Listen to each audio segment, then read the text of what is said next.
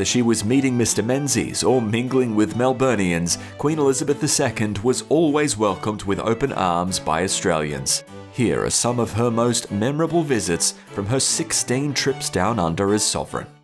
Queen Elizabeth II was the first reigning monarch to visit Australia and stop the nation when she sailed into Sydney Harbour.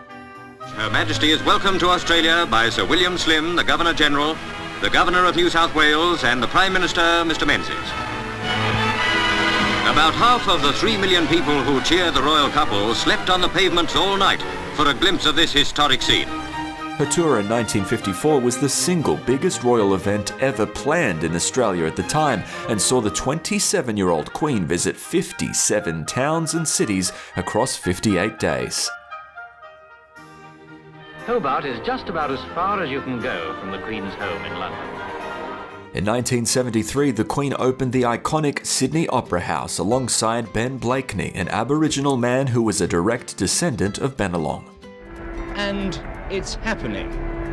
The streamers have departed, the streamers have fallen away from the rooftop. The four tugs, the Shell Cove, the Warren, the Careening Cove and the Wandilla. The Queen returned to Australia to commemorate 150 years since Sydney's founding, but her visit made headlines because our then PM broke royal protocol. Taking Australia's laid-back attitude to the next level, Paul Keating put his arm around the Queen, earning him the infamous nickname Lizard of Oz. The Queen's final visit to Australia in 2011 looked very different to her first. PM Julia Gillard greeted the Queen without a hat, and she shook the monarch's hand instead of the traditional curtsy.